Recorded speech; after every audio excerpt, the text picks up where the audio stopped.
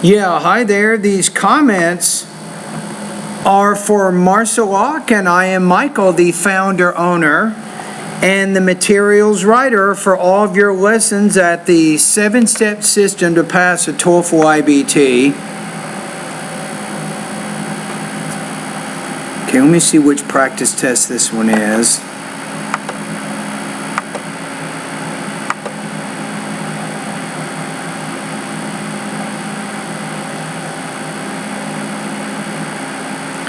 This is number 256.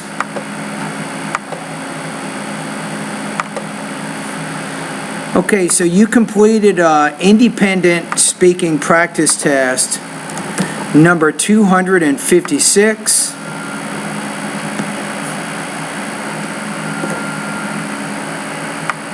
And I have 300 different practice topics at my website. So let's see what this one is.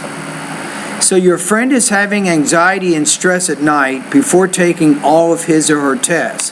What would you suggest to your friend to do that could alleviate his or her anxiety the night before test? So this is a good chance to use what's called the subjunctive mood. It's a little bit more advanced type grammar. Let's see if you use it. So sometimes I phrase questions. I'm looking to see what kind of grammar structures you will use to respond to those questions. If my friend were having an anxiety and stress at night before taking out of his or her test, I would suggest that he be relaxed and eat. Yes, you used it. Give me just a quick second. You definitely used the subjunctive.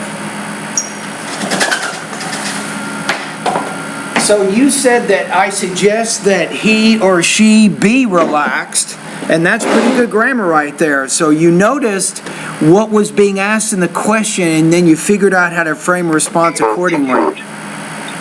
First of all, being relaxed is necessary because he will need to concentrate. Let me go back to what you just said here. First of all, being relaxed. If you say they and then he, no, I would say my friend, not they. You're talking about a specific person, so it's better to use a singular noun there. It is necessary because he will need to I want to say necessary, not necessary. Concentrate all of his mind to make the test. So, for example, I would suggest that he breathe in and breathe out very slowly. In addition, I would suggest that he eat healthy food like fruits because it will give... Again, you're using the subjunctive mood again. You're using it correctly. So you're saying I suggest that, and you're using the base form of the verb in the noun clause, which is a subjunctive mood. So very nice. Very good control. Nutrients. Overall, because of that, I think that would be the suggestions. Okay, so you had a pronoun agreement issue that you can probably improve upon. You remember we started off with they, then you went to he.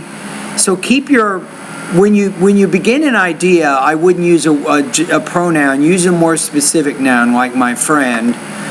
So that's a language use issue. I think some delivery issues, again, you're still working in that area. So keep working hard, buddy. I think topic development was pretty good. And I also liked your language use, and particularly your control of the subjunctive mood in this particular response. So I'm going to put you at about 2.6 out of 4, 20 points out of 30 on this practice test.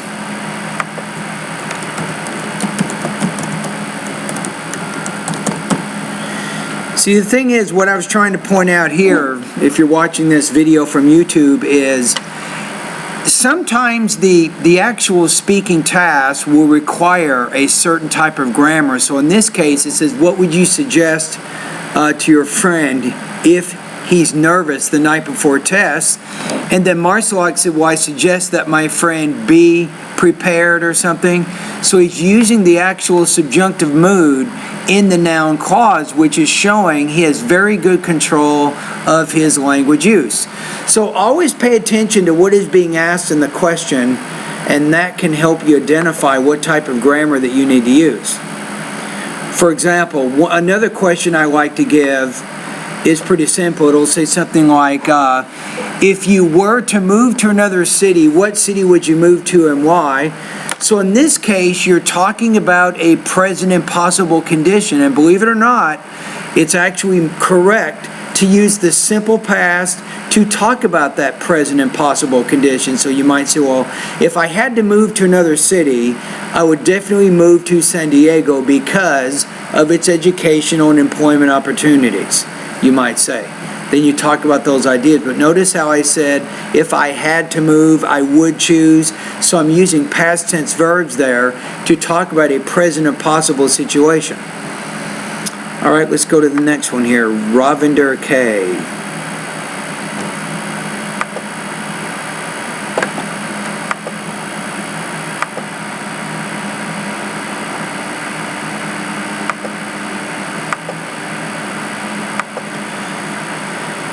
Yeah, hi there. These comments are for Ravinder K, and I am Michael, the founder, owner, and the materials writer for all of your lessons at the 7-step system to pass the TOEFL IBT.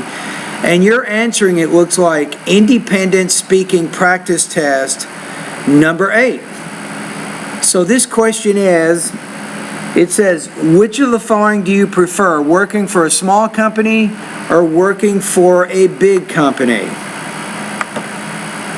If I had to choose between working for a smaller company and working for a larger company, I would like to go with the larger company. Okay. Because it will help me personally and professionally.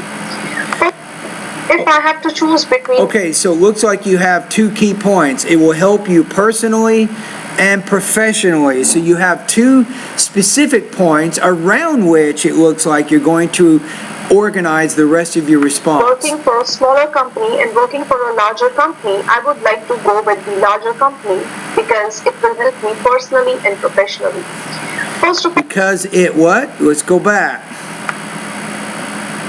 Company, because it will help me.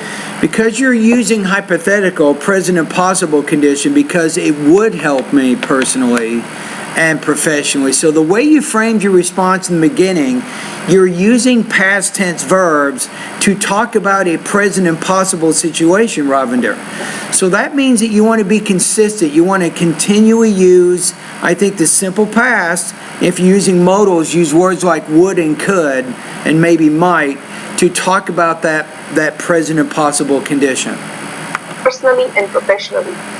First of all, when working with a larger company, I can interact with more people. I would say I could interact with more people. You're talking again about an impossible situation. And through which I can get to learn more skills from different people.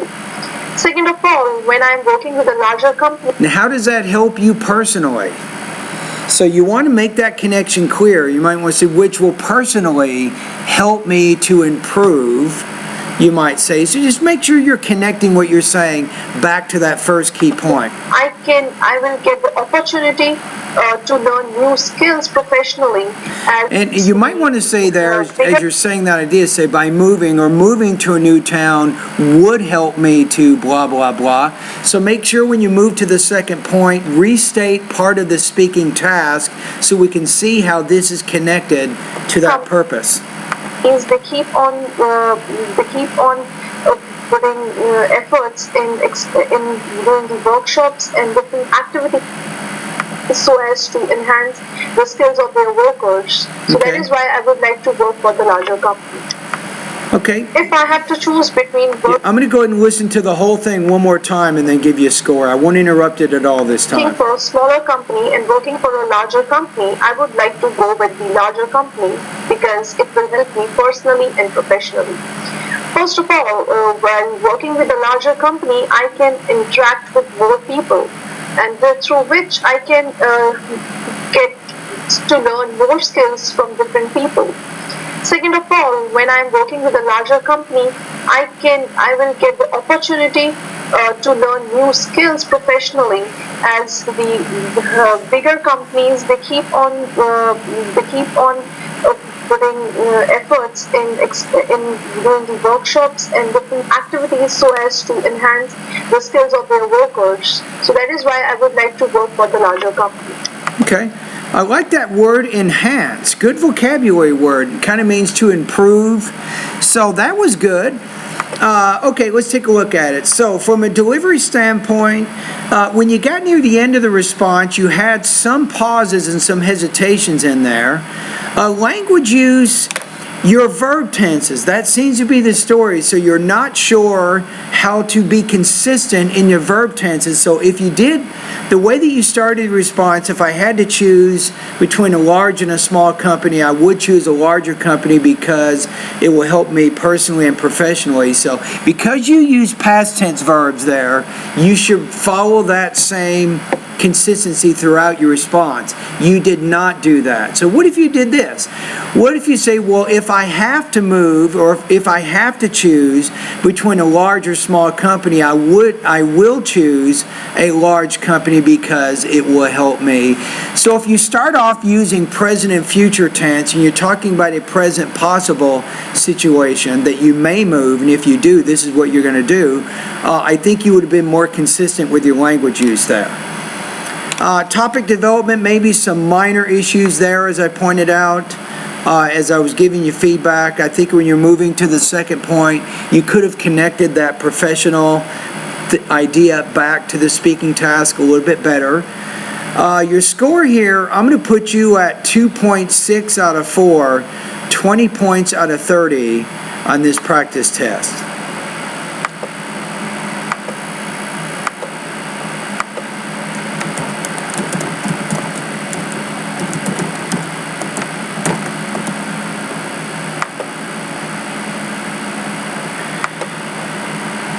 That's kind of a big issue sometimes with the independent speaking task. Students are not always consistent in the verb tenses they're using, and part of my job is to kind of show them what they could have done, but didn't do, but what they could do that would make it more consistent, so they would have better control over the language use. For example, with this student, the student started off with simple past to talk about a present and possible condition, but then throughout the response shifted more to the present tense verbs, which means talking more about a present possible condition. So there was a little bit of problems with the verb tenses in that, as I gave comments to the students accordingly there. All right, let's keep going. Got one more here.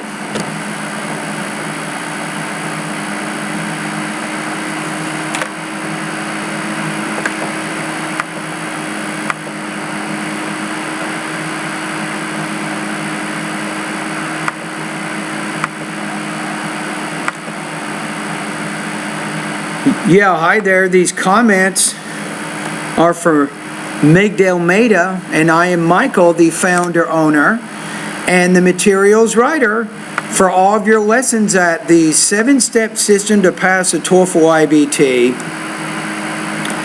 All right, let's listen to your practice test. I think this is independent. Speaking practice test number 43. Do you think humor, beauty, or honesty is the most important quality in choosing a spouse, husband, or wife? You must choose one. Give reasons and examples to support your response.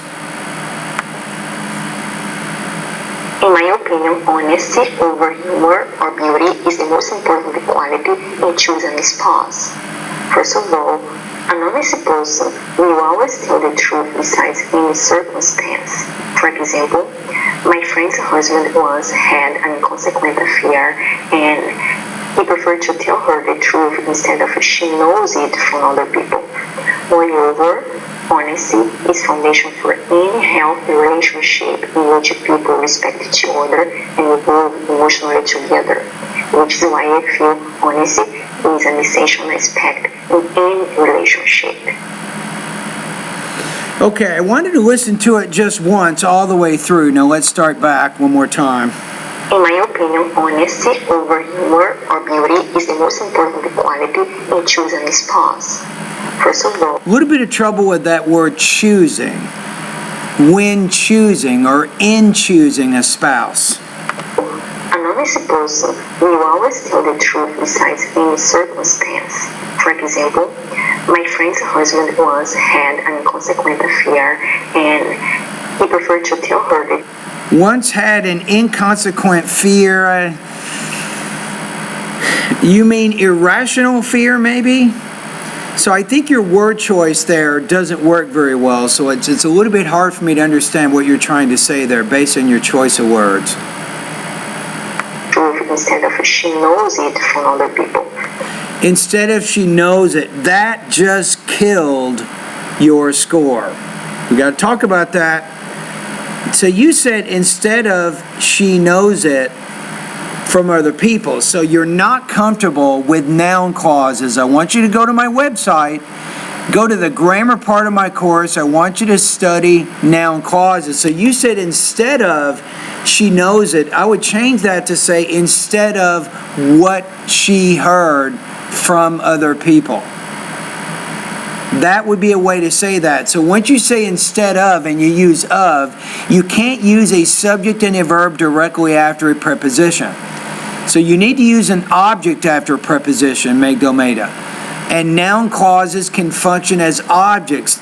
So the fact that you avoided that grammar when you could have used it is telling me you might not even understand that that's possible. So again, go to my website, grammar section, study noun clauses. Make sure you can use those structures a little bit more comfortably in your own speaking. Moreover, honesty is foundation for any healthy relationship in which Is a foundation, don't forget the A, is a foundation for people respect each other and grow emotionally together, which is why I feel honesty is an essential aspect in any relationship. Yeah, but that last part, you didn't really give any specific detail to illustrate it. So you want to make sure you're not just speaking in generalizations.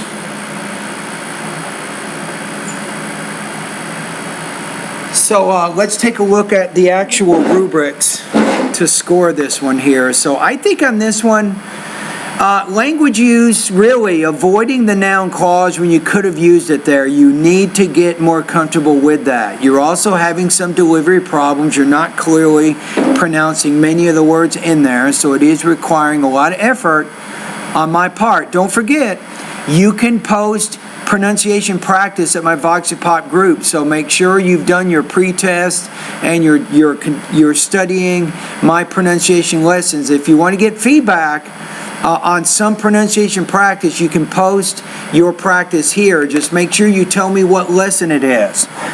And guess what? I had several students last month, all of whom got 27 points on the speaking, and I worked really, really hard with them on delivery. And that seemed to help them get past 26. So you had some delivery, some language use, and maybe topic development. You can provide more details to support your generalizations. So I'm going to put you at 2.3 out of 4, 18 points out of 30 on this practice test.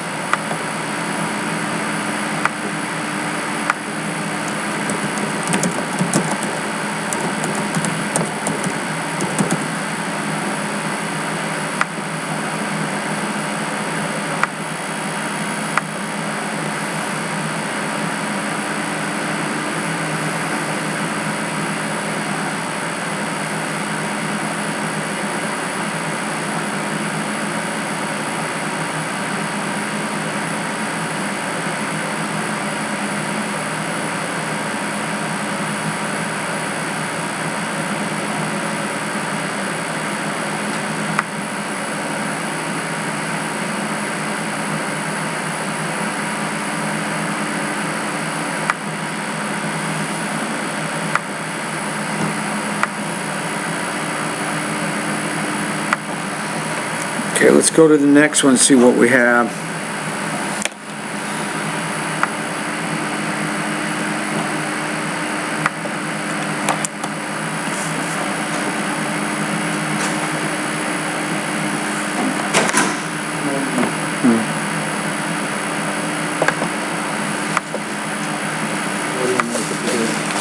good, thank you. There's your instructions there. And I'm just talking to some people here on the internet. Yeah, hi there, Marcel Locke. I'm going to listen to your independent speaking practice test number 285. All right, so let's take a look at what this one is. So we have describe your ideal family, use specific examples and details in your response. An ideal family will be the one with A little bit of trouble with that first word, ideal. An ideal family.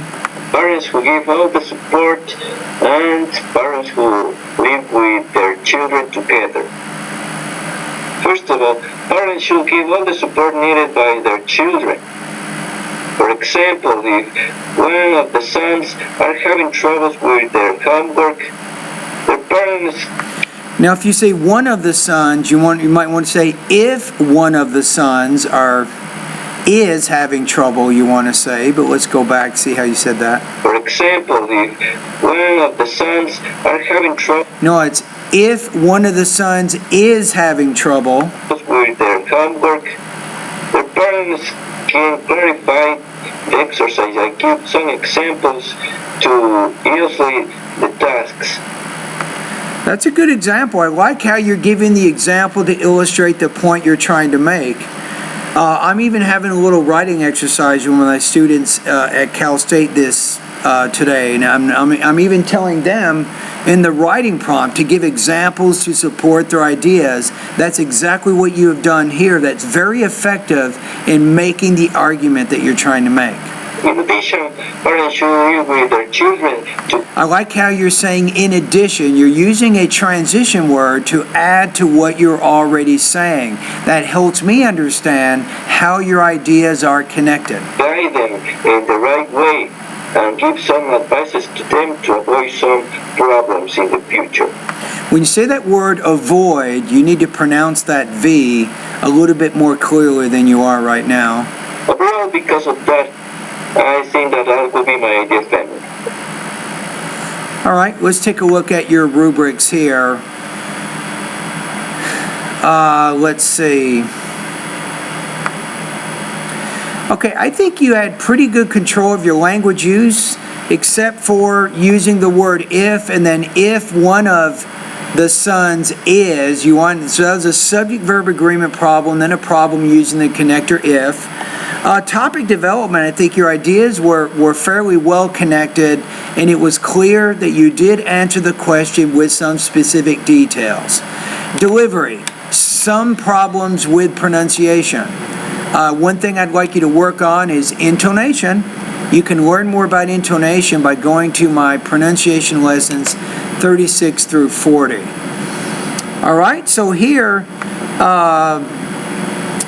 I think you're between about 2.5 and 2.6, so I'm going to put you at 2.6 out of 4, 20 points out of 30 on this practice test.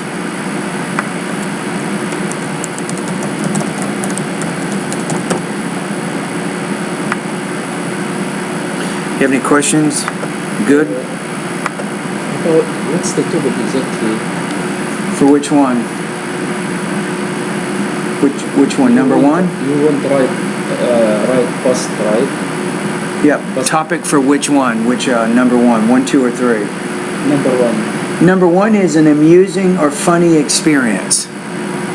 You're writing about something that happened to you when you were young, something funny. That's a topic. Number two is what's the most difficult part of learning academic English? Maybe it could be writing, it could be grammar, it could be reading, vocabulary, whatever.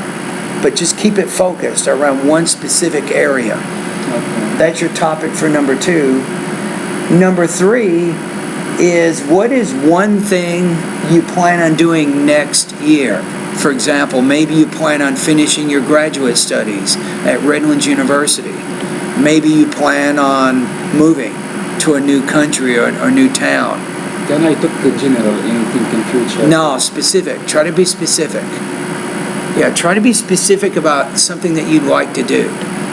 The more specific, the better. The better it's going to be. In all three responses, try to be specific. Okay, You know, for example, when I was a kid, it was funny but also embarrassing. One time I was in the 5th or 6th grade and I started laughing, but then I farted in the class and all the kids heard it. So everybody started laughing. You're laughing now, right? But it was also kind of embarrassing, but I didn't mean to, but I did. It was really loud. I was sitting on a wooden chair. So when a wooden chair, it makes it even louder. Yeah. But this chair is better Yeah. because it's not wood. But a wooden chair, it amplifies the fart, makes it Yeah. so everybody heard it. That's what I would say funny. Okay, this first one. Second, what is that? Your opinion? Yeah, what's the most difficult part of learning English? I'll give you a tip. A lot of people say writing, but maybe you're not. Maybe writing is okay, but writing for many people is very hard. Yeah. But here's a question. So if you think it is writing, okay, why is it hard? So what is it?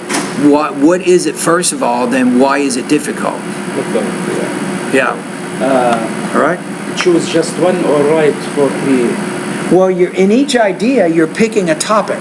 I choose one topic. You're picking one topic. You want to create a topic sentence, and then you have some specific details that relate back to the topic. So you're writing paragraphs. A paragraph means you have a topic sentence along with some relevant supporting detail. But focus about just one thing, right? Choose, for example, if I choose number 3, I talk about just number 3. Right. You'll do paragraph 1 first, and that's more past tense. Then you do the second paragraph is more present tense, focusing on this idea, and then the third paragraph is using more future.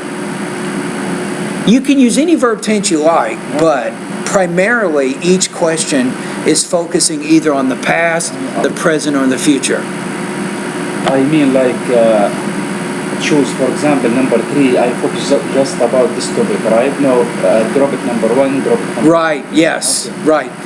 Yes, yes. You know the zone, what he did yesterday, and I visited Susie. Okay, hold on, let me still mad about that. Hold on, let me stop this. Hold on a minute.